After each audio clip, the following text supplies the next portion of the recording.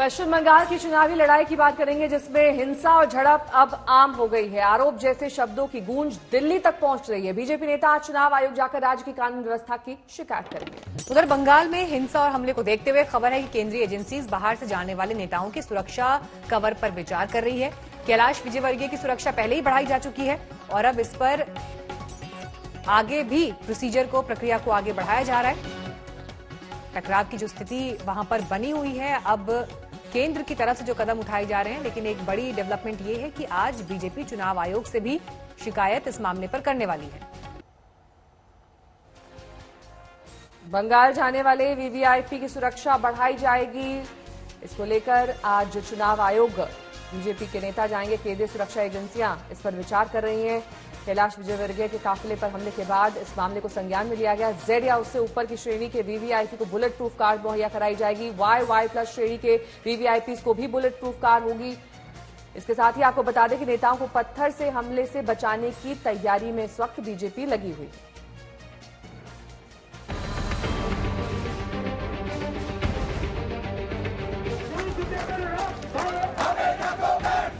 बीच सड़क पर जलता हुआ टायर,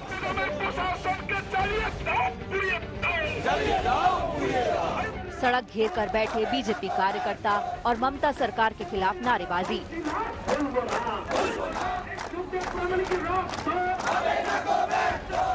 पश्चिम बंगाल के बर्दवान में अपने कार्यकर्ता की हत्या पर बीजेपी गुस्से में एक बार फिर सड़कों पर है। पार्टी के राज्य उपाध्यक्ष राजू बनर्जी की अगुवाई में लगातार दूसरे दिन बीजेपी कार्यकर्ताओं ने सड़क जाम किया, जिसका सीधा असर इन तस्वीरों में देखा जा सकता है।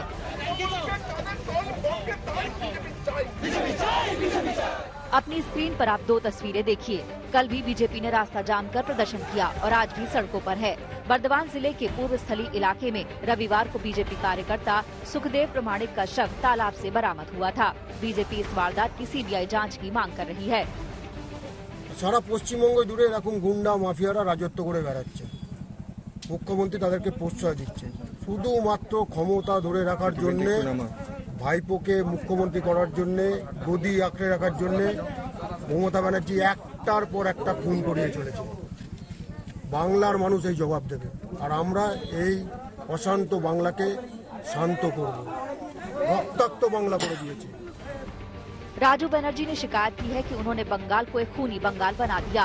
ममता बनर्जी को शांत होने के लिए और कितना खून चाहिए। जिस बर्दवान में ये हत्या हुई, वहाँ पर बीजेपी और टीएमसी की खुली भिड़ंत भी कैमरे में कैद हुई। शहर की दीवारों पर अपने अपने चुनाव चिन्ह बनाने की होड़ में दोनों तरफ के कार्यकर्ता भिड़ गए। बीजेपी के कमल निशान पर कई जगहों पर स्याही पुती मिली। आरोप है कि कारगुजारी भी टीएमसी की है, लेकिन पुलिस कुछ सुनने को तैयार नहीं।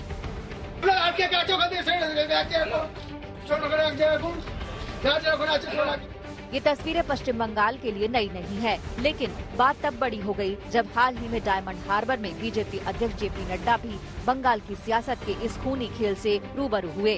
नड्डा के काफिले में पश्चिम बंगाल बीजेपी प्रभारी कैलाश विजयवर्गीय भी शामिल थे, जो पथराव में चोटिल हो गए थे।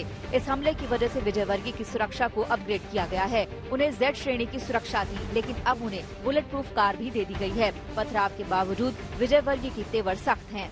क्या ममता जी ने इस प्रकार पथराव करके बंगाल का मान बढ़ाया है? क्या पूरी दुनिया के अंदर बंगाल को बदनाम करने का काम किया है तो ममता जी ने किया है।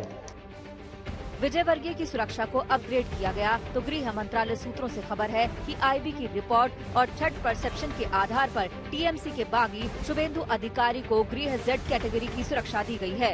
कोलकाता से मनोज्ञा लोईवाल, अरिंदम चटर्जी और दिल्ली से जितेंद्र बहादुर सिंह के साथ आज तक ब्यूरो।